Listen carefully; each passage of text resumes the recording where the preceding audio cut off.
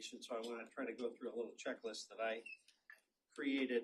You know, we've been getting obviously a lot of inquiries from different media outlets about different things, so I thought we'd try to go over as many of those things in mass so that you could all have that same information and we could answer questions if we're able to here. So obviously, first and foremost, conditions on the victims, not a lot of change there for the majority of them.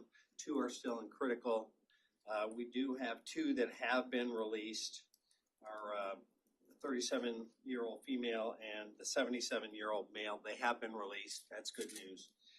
The rest, not much change, except the 39-year-old female we anticipate potentially being released later today. She's the one that had a wrist, forearm wound, and a back wound. Possibility that she may be released today. The other ones are all still in the hospital, 2 of which are critical. The other ones are stable. So that's probably the most important update, is that no one's worsened. The young child that had the head wound, he's made amazing progress. I saw him yesterday, and the father, they're reeling would be an understatement. You know, that poor family went through things that no family should ever have to face. You know, you've got a family of 4 and 3 are in the hospital. But the beauty sometimes of youth is they've got strength and resilience in their little bodies, and he seems to be doing well, but you know, there's still a lot of challenges ahead. So that's the update on the individuals as it relates to that. In terms of where we are in the investigation, still not a lot to tell you about motive. So far, we've not been able to uncover any written pen to paper manifesto types of things. From the scene, we seized a phone, a tablet, a MacBook Pro, 2 PC towers, 4 thumb drives, and 2 external drives. We've already got into the phone and found nothing of interest or corroborative information as it relates to motive or what set him into motion. So that's a work in progress. In terms of some of the other things seized at the house, rather extensive, so we'll go back and start at the scene. At the scene, as I mentioned in our earlier brief, we recovered a 9mm handgun, a Glock Model 43 semi-automatic.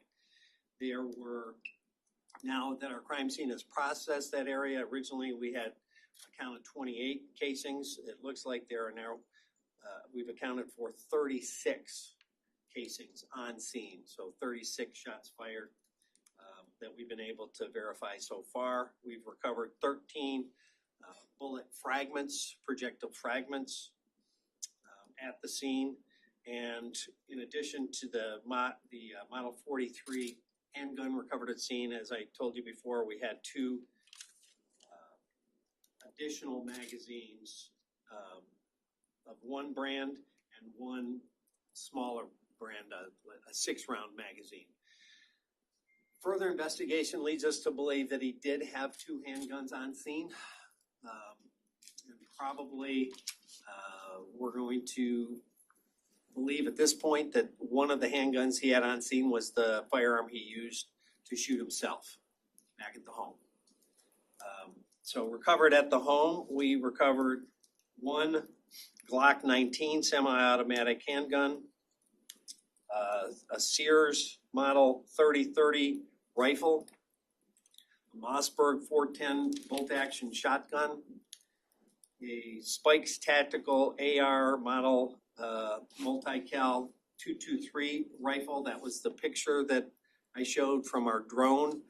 That picture that I showed at the press conference earlier was a drone shot when our drone made entry into the home. That was on the kitchen table. We have a Browning lever action 22 rifle, Marlin bolt action 22 rifle, a Remington 243 bolt action rifle, a Winchester 12 gauge pump, a Mossberg 22 caliber bolt action, a Western Field 410 pump action shotgun, a Glock 19, as I said, we believe, already I mentioned that, a 22 caliber Rough Rider single pistol. So that's what we're in the process. In terms of ownership or acquisition, we don't have all of those run down. We do know that the weapon at scene, I believe, was purchased in 2015. 2015, legally by him. We're working, the investigative direction on the other weapons from the home to determine, acquisition dates and who owns them, etc. So that checks off the devices, the guns.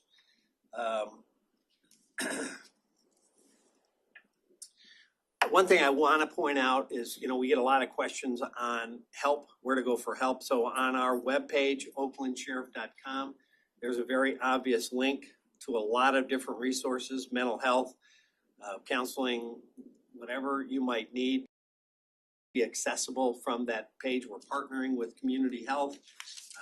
Common Ground is a big partner of ours. So we encourage people to reach out if they have questions or concerns. We have amazing partners in Community Health and in Common Ground. Help's available. You should ask for it. People want to help.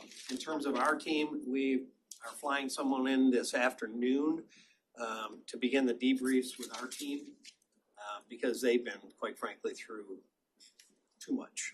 And, we need to be there to support them. I've been asked by a number of people what, on federal and state levels, what they can do. What they can do is send resources, not just to the sheriff's office, but to the community for mental health. I've been asking for more mental health resources for the community. We're responding to mental health calls almost daily. We're responding to numerous calls a week where someone has gone off into the woods or disappeared with suicidal iterations.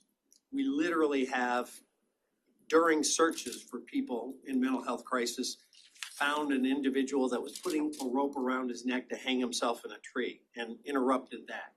It is an everyday thing in our communities across this country. There needs to be more focus on mental health for the community, more mental health resources, and a wider continuum of care, both inpatient and outpatient. It's not there.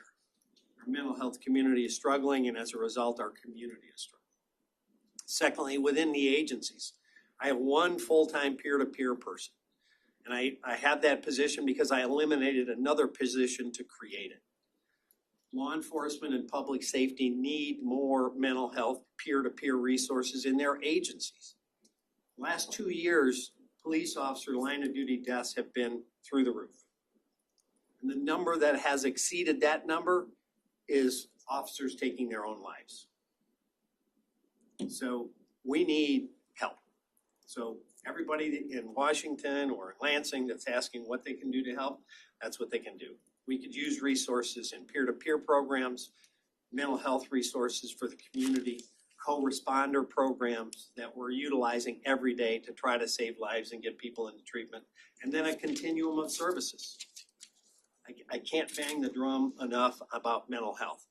And I raise it because it appears we don't have a lot of information about this individual yet, but it appears he had been musing about different things, saying, shut your phone off, we're being watched, they are listening to us, walking around the house with weapons, talking about them listening to him, and talking about how the government was tracking them. Clearly, it appears to me, as a layperson, he's had some mental health things going on. And at this point, we still have no information that was brought to anyone's attention. So that's the other message. If you know someone that's struggling, try to get help. Loop in people. Talk to a mental health professional or your local public safety so that they're aware and can maybe get you some resources or direct you. Because every one of these things that I've studied, and I've studied them for over 25 years, when you're talking about mass casualty incidents, going all the way back to Columbine. Someone saw something and it wasn't robustly shared. Someone heard something. someone is almost always in a position to know and see something, and it doesn't get shared in a complete circle that includes public safety and mental health professionals. That's how we get in front of these things. There'll be a lot of people talking about the solutions. That's the solution that we see from public safety. Someone sees something, someone hears something, and we don't connect those dots and work together to get in front of it before a tragedy happens.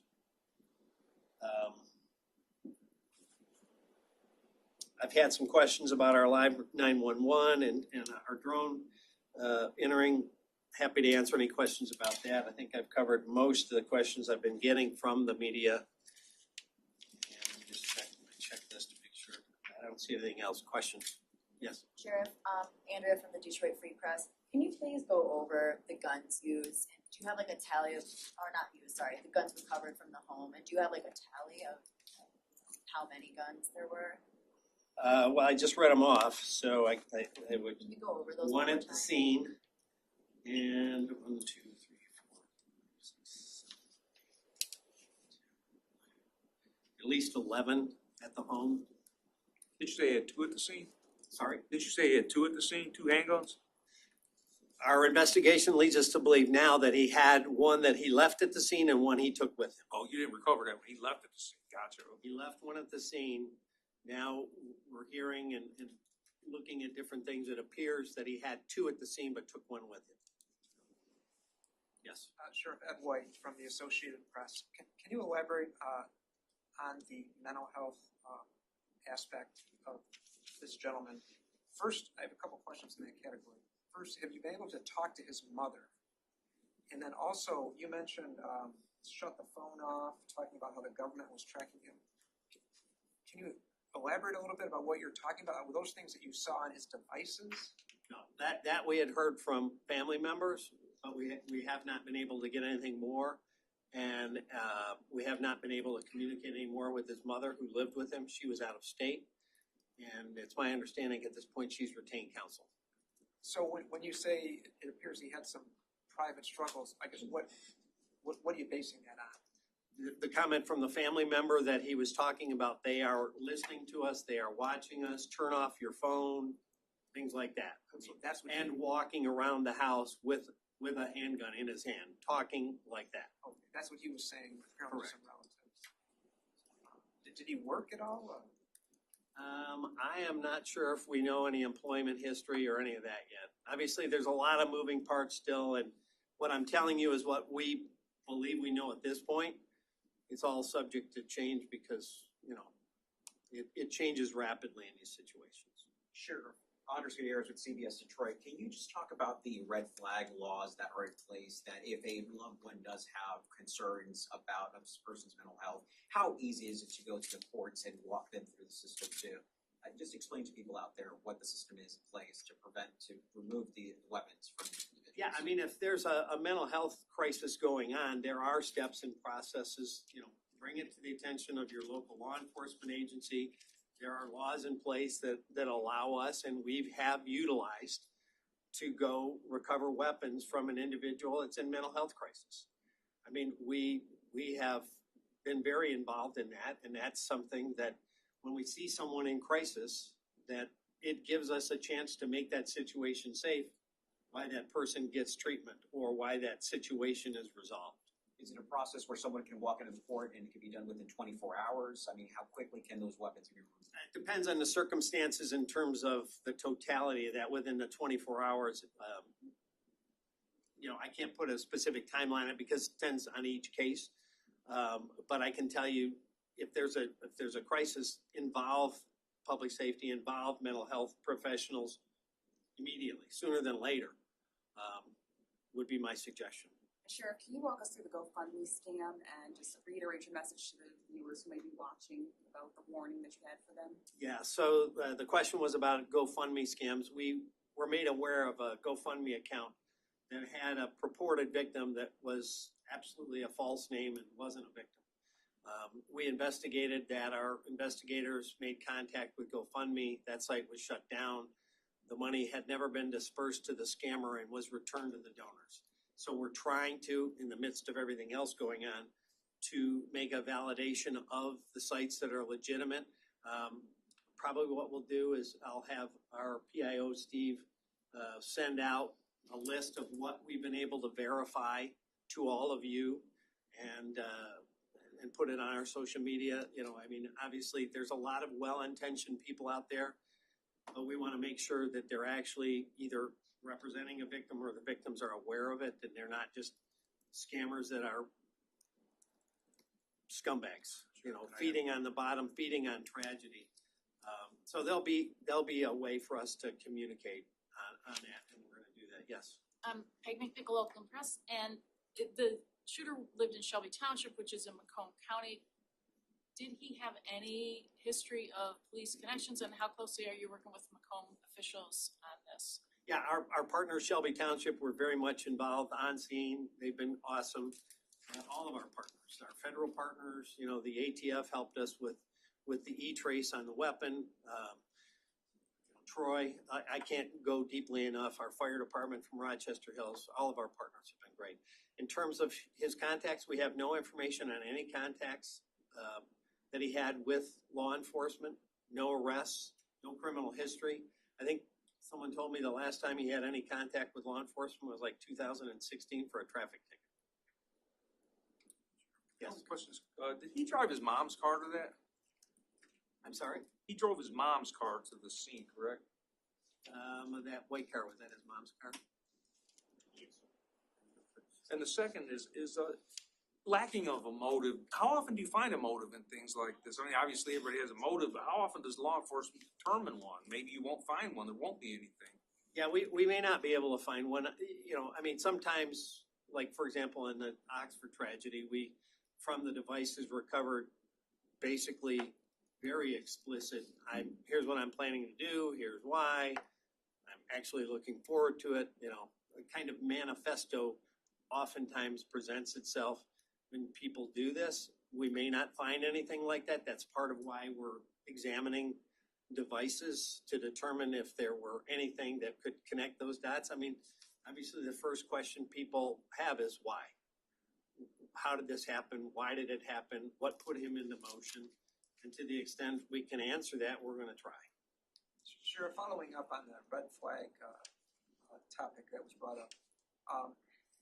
In conversations that your investigators may have had with family members, did that come up at all? Were they aware of that law, and did that even enter their mind that maybe they should talk to someone about this gentleman, what he's saying, the fact that he has Yeah, when we had some contact with family, it was while it was still unfolding. So we didn't get into a lot other than what we needed in terms of information, tactical, those kinds of things. Now at this point, we're not receiving much information at all.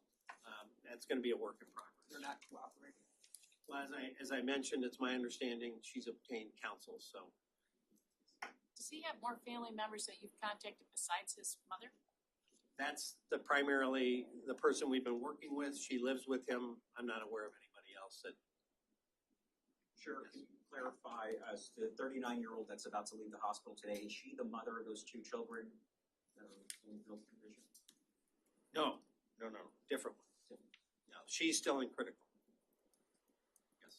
And do you know if the family had tried to get this individual help prior to mental health? Yeah, we don't know. We don't know that. Getting- We have not, I'll follow up on that. We don't have any information that lends us to the belief that happened. We've not been told that, and Shelby's not aware of it. Getting back to the survivors of the shooting, you mentioned some were in stable condition, which is not technically a condition. So are they considered life-threatening condition or non-life-threatening condition but need to be hospitalized? You know, I hate to get too deep into specific conditions, but I can tell you that, you know, at this point, we don't think anyone's in immediate peril of passing, but I don't know that medically has been determined, and that can change on a dime if, Right. you know, there's internal hemorrhaging or some other things. Sure. We know usually a lot of the information is preliminary at the beginning, but can you speak on how the number of shots fired changes like that? Well, what happened was early we had recovered a certain number of casings, and with a much more detailed search of the scene, including a dog that was brought to the scene that's specifically trained to look for components of fired weapons, casings or fragments, more were discovered. And he emptied all three of the mags that were found there, right? All three of the mags were empty. Sadly, unfortunately, this is not the first time we've seen a shooting like this in the county. With people potentially concerned, I mean, what would you say to them about safety and, moving forward? I would say, the same thing I talk about all the time, situational awareness, not just for an active assailant. We teach active assailant courses all the time, and we have for years. But what if there's a tornado? What if there is a fire? Be aware of your situation, your venue. Movie theaters, we've seen shooting in theaters. Know the door you came in, but where are the other doors? If something happened, a tornado, a fire, an assailant, where do you go? How do you get there? Think that through a bit. The same is true when you're at outings. I mean, I hate to say that, but that's the world in which we live. And having a plan is, as I said, it's kind of like buying homeowners insurance. You don't anticipate your house is going to burn down, but you think about it, you shop it, you purchase it, you put it in a file drawer, now you're prepared. So all of us in public safety kind of had that checklist. As we get out, we kind of check our surroundings. Something happens, here's where I'm going to go, here's what I'm going to do. I hate to say it, but that's what I preach. Everyone needs to be situationally aware. You've got a lot of events that are community gatherings, not just splash pads, community pools. There's all these Juneteenth gatherings going on. Is there any sort of leveling up here of security? Are you rethinking Rochester Hills security as you move forward? Because 4th of July is coming up, and just general. So Rochester Hills, Oxford, super safe communities. I mean, they're lovely communities. They wouldn't come to the top of anyone's list about this going to happen there. So all I can tell you is that terrible things can happen in amazing communities. I remember we worked a case where a woman was kidnapped and murdered from downtown Birmingham, across the street from the police station, if you remember that case. So terrible things can happen anywhere. Situational awareness. Have your own thoughts in mind of what to do if a problem arises. Are we, very much vigilant? Yes. And that's part of what we are talking to our county commissioners, our county executive, our state legislature, and our federal government.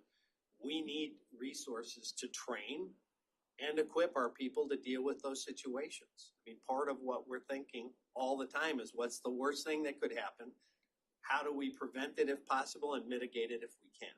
So to your point, yeah, parades, big concern for us. Dream Cruise. There's no sleep that happens leading up to the Dream Cruise. You've got 13 miles of unsecured, almost 1 million people out in the public. So, we're doing a lot of things at all of those events, at festivals, at parades. We're doing overwatch with our helicopters, but we need resources to be able to do more of it. You saw in Highland Park, Illinois, I believe was the city, where they had a parade, and a guy was on a rooftop and opened fire on the parade. How do you deal with that? We have ways. We have trained, but you have to have the resources and the training. And we're up in our game constantly, and we're getting more and more requests. The county sheriff's office here is getting inundated. This is probably the best word, with requests from local communities to support their parades, their festivals, their events, and we're doing it every time we can. Sheriff, now you guys trained for that. Looks like that carried out pretty well, and as best it can. Can you talk a little bit about that? How you deployed? You got there quickly. You were able to get to the trailer park, contain this guy. Can you talk a little bit about the tactical way this went down? Yeah, I'm, again, super proud of our people in every one of these situations we've had in terms of how they get there. The amazing thing to me, quite frankly, is we don't have more accidents. I mean, whether it was going to Oxford or people coming to this scene, they're going all out. And, I hold my breath that everybody gets there safely and no one gets hurt in that response, but they go and they go 100% to get there quickly and do what they can to rush towards that danger. Because it's our belief, whether it's Oxford or elsewhere, if they're shooting at us or they're looking at us or they're hearing us, now they're no longer focused on innocent victims. And, that goes back to the discussion we had, prior to Oxford and after Oxford. Our training is go to the threat and take the threat on, whether you're alone or whether you're in a group. And if you're not up to that job, then this job is not for you now, because that's the world in which we live. We will not be a Parkland. We will not be a Uvalde. You have to go in, even if you're alone. And that's what our people have done every time a crisis has happened. And we try to upgrade our capabilities, again, to prevent first and mitigate second. So in this case, we were in mitigation. It had already started. And thankfully, because we had layered in newer technology called Live 911, one of our sergeants at the Rochester Hill substation heard the actual 911 call before it went out over dispatch and immediately self-deployed there and was there between a minute and 2 minutes and on scene with, to stop the threat. Now, that threat had already fled, but had that threat not, I'm confident that sergeant would have engaged that threat. And everybody else that was coming would have engaged that threat. That's what we trained to do. And then again, great police work to spot that weapon, immediately think maybe we can get some investigative lead from this. They ran that weapon, got an address. They had a description of a car, no plate, got to that address and saw a car that matched that description. 2 and 2 is an even 4 in this case. Obviously, they set a perimeter, a hard perimeter very quickly, and we knew that he was in the house. So, I don't know if there was a second chapter. I've been asked that a lot. But given that the AR was on the kitchen table and he had more weapons in the house, it wouldn't surprise me that he had a next step, go someplace else or engage us in a gun battle. And thankfully, neither of those occurred because he was contained and he didn't have that opportunity. And did you say he owned all those firearms, or did you say you're now looking at the provenance and, Those firearms were there. We don't have information on the ownership yet. Is there a limit to the number of guns that one person can legally have? No. There's a certain limit to how many you can buy in 1 year before you become recognized and required to be a dealer. But you can own firearms if you have no criminal history and there's no evidence of mental health. But I will also say in that point, there are so many discussions about how we deal with gun violence, and yet many of the laws that we have on the books are not fully enforced. And I've said this for years. On the federal level, when you go into a gun store and attempt to make a purchase in the NICS system, it does a background check. And you're a prohibited person. You're not allowed to buy that gun. 98.5% of the people that go in are a prohibited person. They're not allowed to make the gun purchase. They're refused the gun purchase and they leave, are never prosecuted. That is frustrating.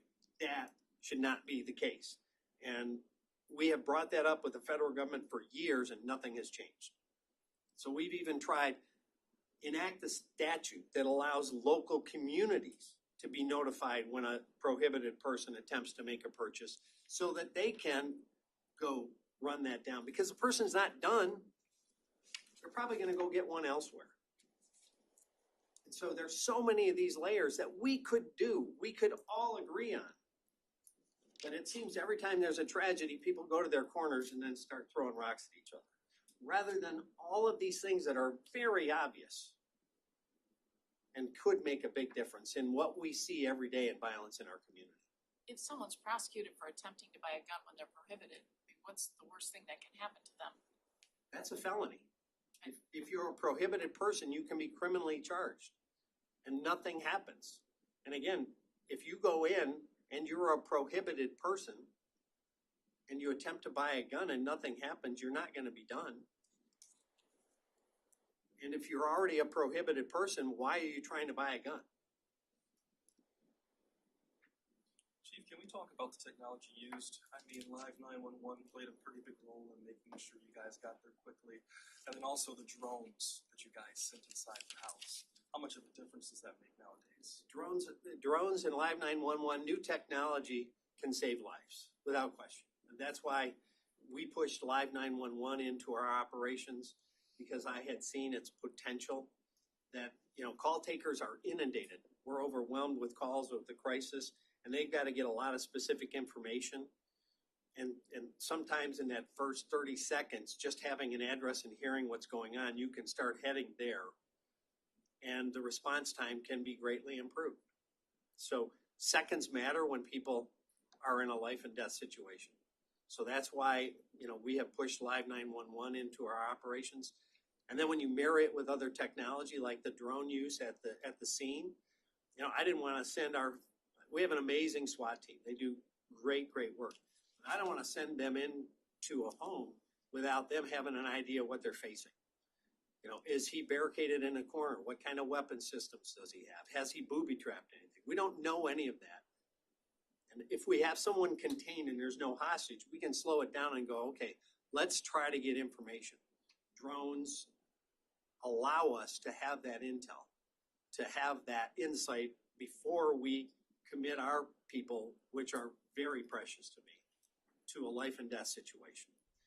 And we can even layer those technologies together. We've been operating DFR, drones as first responders, in different communities as a pilot with amazing results. We've actually caught homicide suspects fleeing homicides using our drones that had gotten away from resources on the ground. And I think that, the applications are amazing in terms of how we can save lives, how we can make a difference. Can we, Just want to thank you, Sheriff. I'm Burnett, Mayor of the City of Rochester. You asked a question earlier about, unfortunately, some people take advantage of the situation and set up fake accounts to do harm to communities trying to do good. The city this morning set up a GoFundMe through our partner, the Community Foundation of Greater Rochester. So two that have been scrubbed by the Sheriff's Department that specifically assist two families impacted. But if the community wants to respond and support, the city is providing a safe space to do that on the city's website through a city-sponsored GoFundMe run by the Community Foundation of Greater Rochester. I don't believe the incident will define our community. I believe our response will, and this is the way the community can respond. Eric, quickly, I'm so sorry. Can I just ask you, is there any special meaning with the ribbon that you have on right now? Yeah, these are the colors of our city. Our city council members put this together. We had 2 vigils last night, passed these out, just a way to remember the situation and those victims that are still fighting. So another question before that. Okay. yeah, I did want to ask, I know the splash pad is closed indefinitely at this point. As I understand it, is that correct? What the splash pad, in terms of reopening, once we've turned it over to the city, will be up to the city. Yes. I have a question for Mayor Barnett. I know next week you guys will be hosting the Festival of the Hills, your annual fireworks show. Will this have any impact on, that going on, or how will you move forward? Great question. Obviously, we will consult Sheriff's Department. We fully intend the show and the festivities to go on. It may look a little different in terms of our coverage and support of those activities, but as I said before, I believe this speaks to what we value as a community. We do value getting together. We value celebrations. We value community space, parks, and being outside. And we're not going to cede that to anyone for a random event. We'll be careful. We'll learn. We'll follow the lead of the sheriff and his team. But I fully intend those events to continue forward.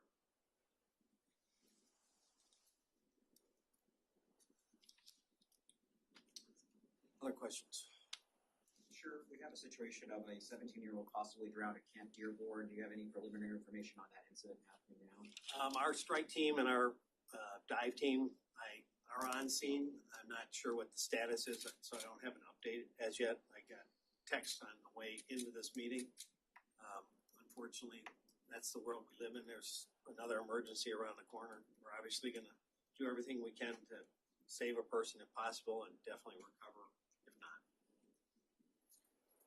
Sure, just one quick follow for me. As far as any information that your investigators received about this gentleman, it was from his mother before she stopped cooperating, not any other relatives, just her? Correct.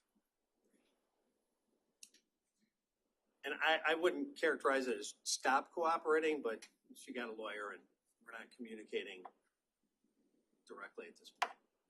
Correct? Thank you very much. Thank you.